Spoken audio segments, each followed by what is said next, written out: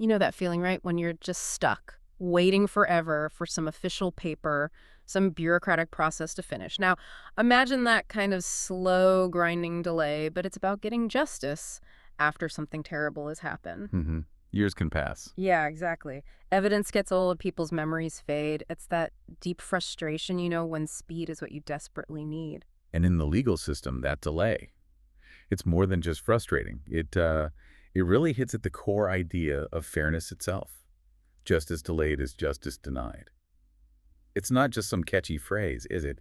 It's the reality for so many people. Absolutely. And that huge gap between the system moving like treacle and the real human need for things to happen now, that brings us to our focus today. We've been looking into this really significant proposal coming out of Bihar, the state in India, and honestly, it feels like a massive bet. A big bet, yeah, a bet on speeding things up right where it counts the most in the courts that handle really serious crimes. That's right. We've seen details of this push to tackle what sounds like a truly crushing backlog of cases. You used the word suffocating earlier when we talked about it. It feels appropriate. The system seems, well, overwhelmed. So our mission here in this deep dive is to really unpack this plan. We want to get a clear picture from the sources like why now? What are these fast-track courts really meant to be in Bihar? And crucially, what are the big challenges they're up against? What could this actually mean for ordinary people there just waiting for the system to work? Yeah, we need to get past the official lines, the jargon, and figure out what's really being attempted here. So let's dive into Bihar's search for, well, faster justice. Okay, let's start right there with the scale of the problem. Suffocating is a strong image. How bad is the situation in Bihar's courts? Well, the descriptions we found are quite stark. Courts drowning in a sea of pending cases. That's one phrase used. And trials, even for serious stuff, apparently dragging on longer than a Bollywood melodrama. It paints a picture of a system under just immense pressure. And it's not just minor disputes clogging things up, is it? The sources seem to highlight that this backlog is particularly bad for certain types of serious crime. Exactly.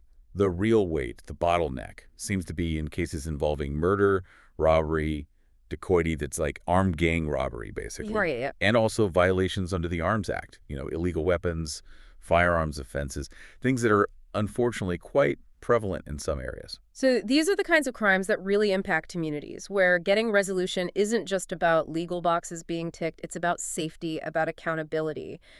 The human cost of delay in those cases must be just huge. Oh, absolutely. It's not just stats on a page. These are real people, victims, their families, witnesses waiting for years. Sometimes they're watching perpetrators maybe exploit loopholes simply because the wheels turn so slowly. Think about trying to remember details years after something traumatic. Yeah, or evidence just getting lost along the way. And okay, Bihar's situation sounds particularly tough, but this isn't just a Bihar problem, is it? The bigger picture in India isn't exactly rosy either. No, far from it. The data we've seen points to over 5.1 crore. That's 51 million cases pending across all courts in India. That was as of February 2024. It's a massive number. It really shows this is a systemic nationwide challenge. Wow. 51 million cases. And for Bihar specifically, there's this other critical factor we absolutely have to mention, something that just hamstrings their ability to cope. Yes, this is fundamental. Bihar's subordinate courts, the lower courts handling most cases, they have a massive judge vacancy rate. It's sitting at 37.23%. 37%. More than a third of the judge positions are empty. How on earth do you clear a backlog, let alone speed things up, when you're missing that many judges? You pretty much can't. It's a primary bottleneck. It directly limits how many cases can even be heard, let alone finished, each day. It's a huge reason why the system is, as described, drowning. Okay, so that's the grim backdrop. Enormous backlog, tons of missing judges, huge human cost. So what's the big idea then? What's this solution being proposed? Right, the core proposal. This came out on June 17th, 2025, announced by the state's Director General of Police, Vinay Kumar. The plan is to set up approximately 100 new fast-track courts, FTCs. 100 new courts. Just for those serious crimes you mentioned, that sounds like a pretty significant move. It certainly sounds like it. Yeah, the basic idea is simple enough to create these dedicated specialized courts. Their whole job is to prioritize those specific serious cases, murder, robbery, dacoity, Arms Act stuff. And the goal is to push those trials through much faster than they would move in the regular system. Okay, and the timing. Why now? What's pushing this proposal forward right at this moment? There seems to be a real sense of urgency. There definitely is. You can feel the pressure building on the Bihar government about law and order. It's become a major point of public and political focus. Yeah, we saw that reflected really sharply just recently, didn't we? When Rahul Gandhi, back on June 6, 2025, called the state the crime capital of India. Now, setting aside the politics of that statement, a label like that puts intense scrutiny on the state government, demanding some kind of visible response. Exactly. And that political heat gets turned up even more by really tragic real-world events. The source material specifically brings up that horrific gang rape and murder of an 11-year-old girl in Sitamarhi. That was May 31st, 2025. Now, the police did make arrests relatively quickly, but the fact that the local superintendent of police specifically promised a speedy trial tells you something. It tells you that speedy isn't the default, right? It has to be singled out as a special promise. The public pressure, the feeling of being fed up must be intense.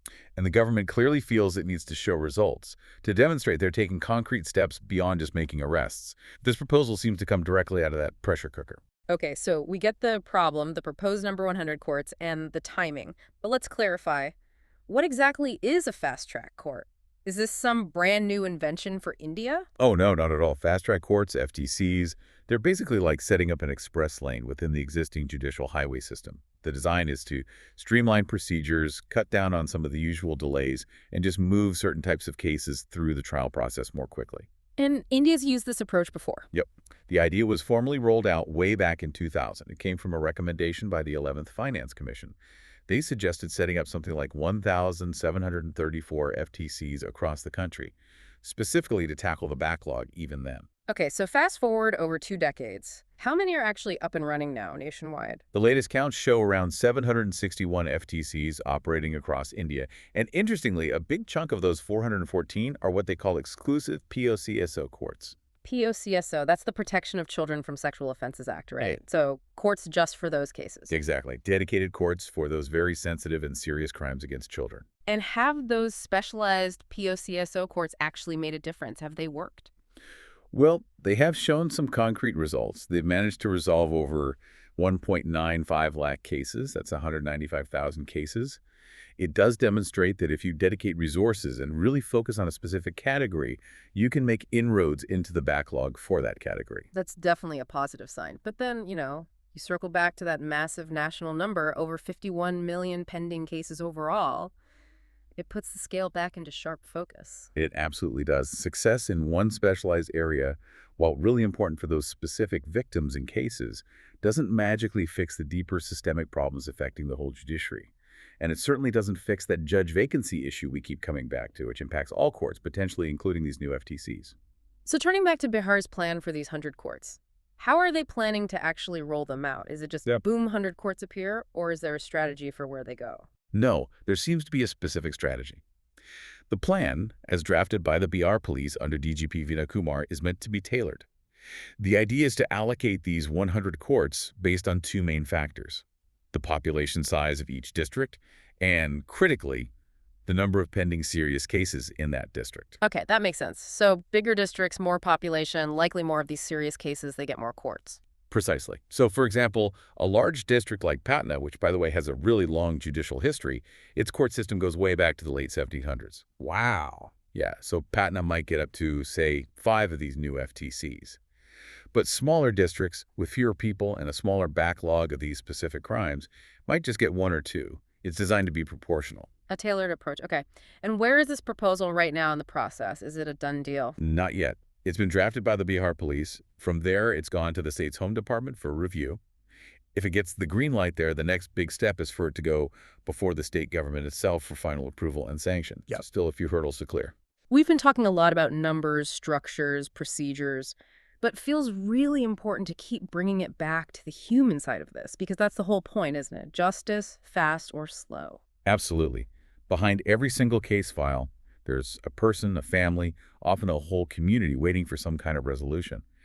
That tragic Sitamarhi case involving the 11-year-old girl, it's just such a stark reminder of why people desperately want the system to act quickly and decisively when these awful things happen. And conversely, we've also seen that swift justice can happen, and when it does, it sends a really powerful signal The Madhubani POCSO court case you mentioned earlier. Yes, exactly. 2 men were sentenced to death on June 3rd, 2025, for a crime committed back in 2023. Now, by Indian standards, especially for a capital case, that's a relatively quick turnaround. And that sentence resonated. It sent ripples. It showed the system can deliver, right? Yeah. When it's prioritized. It absolutely can. And the flip side is just as true. When justice gets delayed, it's not just emotionally draining for everyone involved. It actually damages the legal process itself. Yeah. Witnesses move or their memories cloud over time. Critical evidence can get lost or degraded or maybe even, misplaced. And the result can be guilty people walking free. Precisely.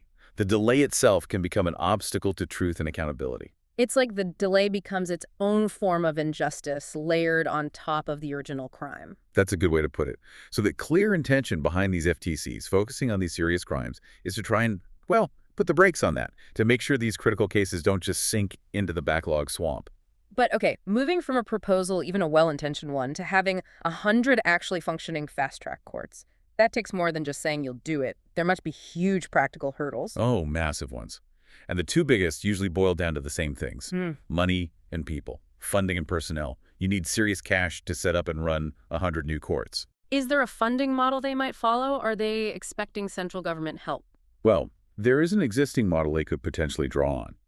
The union government runs a scheme for what are called fast-track special courts, or FTSCs. Those are partly funded through the Nirbhaya Fund, that central pool of money set up after the horrific 2012 Delhi gang rape case meant for women's safety projects. Under that scheme, the central government typically picks up 60% of the cost, or even 90% for some states, and the state covers the rest. Okay, so even with central help, if Bihar follows that model, they'd still need to find a significant chunk of money from their own budget. Absolutely. A substantial state investment would still be required. All right, so money's one big piece, but then you need the actual people, right? Judges, court staff, support infrastructure. Exactly. And we circle right back to that huge elephant in the room, the judge vacancy rate. Remember, India as a whole has over 6,000 judicial vacancies, and Bihar's subordinate courts are missing over 37% of their judges. So the obvious question is, if you build 100 new courtrooms, where do the judges come from? Can they realistically recruit, appoint, and train enough new judges quickly enough? Or will they just end up pulling judges from the existing courts? And if they do that, then you risk slowing down the cases in those courts, right? It's like trying to fix a leaky pipe by drilling more holes somewhere else. That's the core dilemma. Yeah. You could just end up reshuffling the backlog, not actually reducing it, if you don't tackle the fundamental staffing shortage. Filling those vacancies has to be priority number one. Now let's just pause and acknowledge something here. Talking about fast-track justice within a system that, let's be honest, is widely known for moving incredibly slowly. Yep. There's a certain irony, isn't there? There absolutely is. We have to be realistic. The Indian judicial system, for many complex reasons, often operates at a pace that feels anything but fast. So the term fast track itself can feel, highly aspirational. Maybe even, if you're cynical, like fast track to further frustration, if those deep underlying problems aren't fixed. Yeah, because the root causes those empty judge seats. Sometimes investigations that aren't thorough enough and cause trial delays, maybe outdated technology in the courtrooms themselves. These things don't just vanish because you put a fast-track sign on the door. Exactly right. And the context adds another layer. This proposal is coming from a state that, as we noted, was recently labeled the crime capital. That highlights the need for action, sure, but it also underlines the sheer scale of the challenge Bihar is facing on multiple fronts. And let's not forget that national number again, over 51 million pending cases. 100 new courts in Bihar, while a big deal for Bihar, is still, it's a relatively small number against that national mountain of cases. It feels a bit like, bringing a few buckets of water to try and put out a forest fire. It's a positive step, but the scale of the overall problem is just vast. Okay, but despite all those challenges, despite the reasons for maybe being a bit skeptical, the stakes here are incredibly high. Because this isn't just about efficiency metrics, is it? It's about faith in the system. Fundamentally, yes. When trials for really serious crimes happen swiftly and crucially, fairly, it sends a message. It tells victims that the system is responsive. It tells potential offenders that consequences are real and timely. That Madhubani death sentence we talked about, that swift, severe justice, it proved it can happen. And that kind of thing helps restore public faith. And beyond individual justice, if these FTCs actually work, could they help improve Bihar's overall image? The state's taken some hits recently, hasn't it? It has. It's not just the crime stats. There have been other things causing negative headlines, like that NEET-U medical entrance exam paper leak scam, which had links to Bihar, or allegations of police corruption, like that case involving the suspended assistant sub-inspector, Suraj Singh, found with an illegal AK-47. Right, and ASI, that's a fairly significant police rank. Exactly. Incidents like those erode public trust in state institutions generally. So if these FTCs can deliver tangible results, show they are tackling serious crime effectively and fairly, it could be a way for the state to demonstrate it's serious about improving governance and upholding the rule of law. So looking ahead then, if these 100 fast-track courts are going to have any real chance of success, what are the absolute must-dos? What needs to happen? Well, based on everything we've discussed, number 1, 2, and 3 is probably judges. Fill those vacancies. Recruitment, appointment, training, it needs to happen. And it needs to happen relatively quickly and transparently. You just can't run courts without judges. And then the physical setup, the infrastructure. Absolutely critical. These can't just be empty rooms. They need modern tools.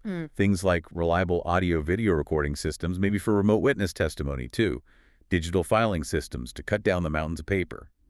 And a really big one, investment in forensic labs. Getting forensic reports back quickly is vital for trials, and it's often a major source of delay. Those labs need to be faster and better equipped. What about the people working in these courts, besides the judges? Training.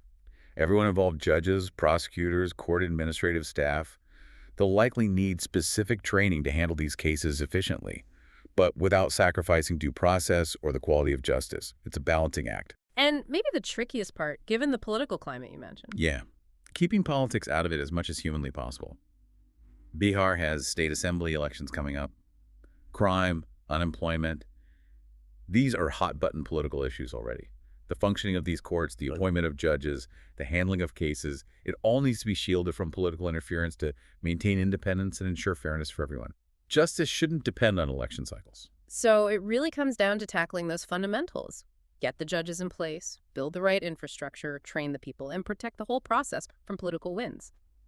If Bihar can somehow manage all that.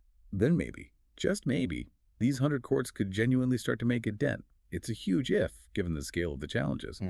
But the potential upside, reducing that crushing backlog, getting timely justice for victims, rebuilding some public confidence, it's undeniably enormous. So, to wrap up, Bihar's plan for 100 new fast-track courts focused on serious crime. It's definitely ambitious. You can see it as a direct answer to that overwhelming backlog and the intense pressure to improve law and order. Yeah, and focusing on murder, robbery, dacoity, arms act cases, that's clearly strategic. They're targeting the crimes that arguably cause the most fear and harm, and where the public demand for swift justice is probably highest. But as we've really dug into, just announcing these courts isn't a magic wand. Their actual success completely depends on tackling those deep systemic problems. Finding the judges, securing the money, getting the tech and infrastructure right, ensuring the system's integrity. Without fixing those underlying issues, just creating new courtrooms might not deliver the fast part of fast track. There's definitely a lot of hope riding on this, especially, for the victims and families caught in the current delays. But the practical hurdles are just as significant, and they'll ultimately decide if these courts make a real, lasting difference. I guess the big question left hanging is, can these 100 courts truly give the system the kind of turbo boost it needs to start clearing that massive backlog? Or will they just get bogged down by the same old problems that have affected the courts for so long?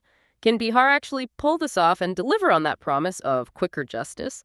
Making sure that justice delayed isn't always justice denied. It's definitely something we'll need to keep a close eye on.